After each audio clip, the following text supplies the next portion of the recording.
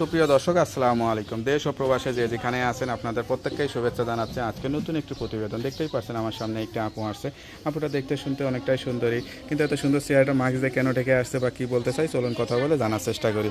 আপু আসসালামু আলাইকুম। ওয়ালাইকুম আসসালাম ভাইয়া। আপনার নাম কি? আমার নাম খাদিজা। খাদিজা আপু, কেমন আছেন আপনি?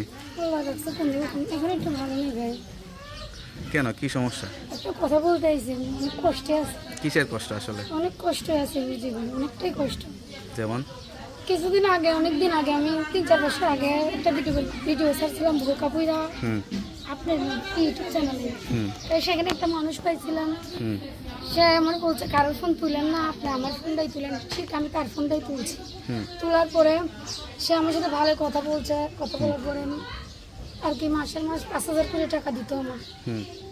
টাকা দিত, ওই টাকা দিয়ে কোনোরকম করে চলতাম। কিন্তু অনেকেই আশা দিচ্ছে যে ঘর তুলা দিমু, বিদেশ নিমু, তোমারে মেশিন কিনা দিমু, এরকম করতে করতে 2-2.5 বছর হয়ে গেছে।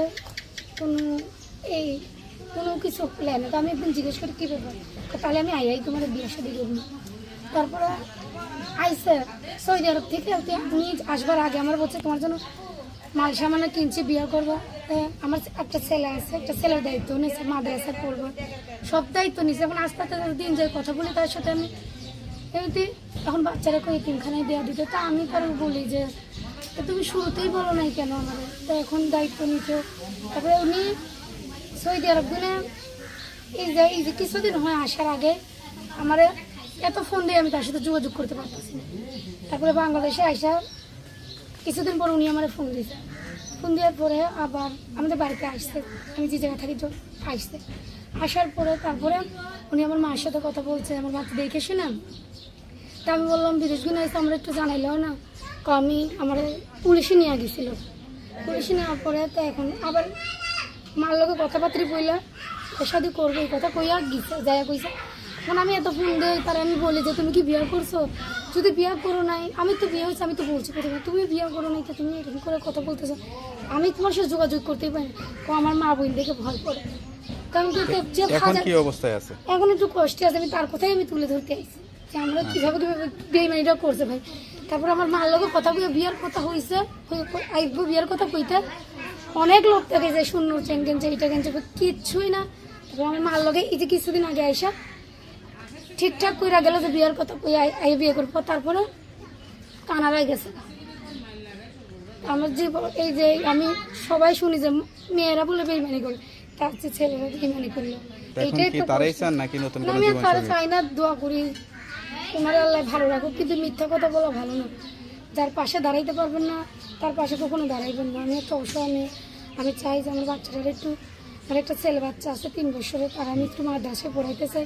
কিন্তু বেইমান মানুষরা তো চিনলাম, তা আমি অনেক প্রতারণার শিকার হয়েছি। আশা করি ভাই যেমন আল্লাহর কাছে আইছি যে আল্লাহ উনারা একটু আল্লাহ হেদায়ত করুক, যেমন মিথ্যা কথা না বলে। আমি অনেক কষ্টে মানুষ হয়েছি, আমি একটা ভালো মনের মানুষ চাই। আমার বাচ্চাটারে পড়ালেখা করাইতে পারবে, যে খাওয়াইতে পড়াইতে পারবে, মানুষের মতন মানুষ। এর জন্যই আইছি আমি প্রতিবেদনে।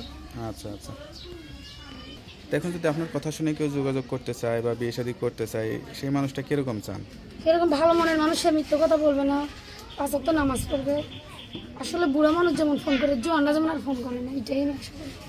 ভালো মনের মানুষ যে আমার দায়িত্ব নিব, যে আমার বাচ্চার দায়িত্ব নিতে পারবে, আমার বাচ্চারা মাদ্রাসা পড়াইতে পারবে, এরকম ধরনের ভালো যে আমার দায়িত্ব নিতে পারবে, শক্ত করে জামগো পাশে দাঁড়াইতে পারবে। খামখামের নিচে আশা ভরসা না দিলেই যেত। আপনার সঙ্গে কিভাবে যোগাযোগ এই করবে? যে মোবাইলের মধ্যে নাম্বারটা মুখস্থ আছে? না, নাম্বার মুখস্থ নেই, নাম্বারটা মোবাইলে আছে। আমার কাছে দেন, আমি দেখে বলে দিই যে নাম্বারটা আসলে মানুষ আপনার সঙ্গে যোগাযোগ করে বিয়ে শাদী করতে পারবে। হ্যালো বিয়ে, শুনতে পারলেন এক অসহায় একটি মেয়ের জীবনের কষ্টের কথাগুলো। আসলে কোনো মেয়ের জীবনে যেন এরকম কষ্ট না হয়, আমি সেটা চাই। আপনারাও আসলে তার কথা শুনে যদি ভালো লাগে অবশ্যই তার পাশে দাঁড়াবেন বা যোগাযোগ করে আরও তথ্য নিতে পারবেন। তার নাম্বারটি হচ্ছে 01830162555। নাম্বারটা খোলা থাকে তো? যাক, নাম্বারটা খোলা রাখবেন।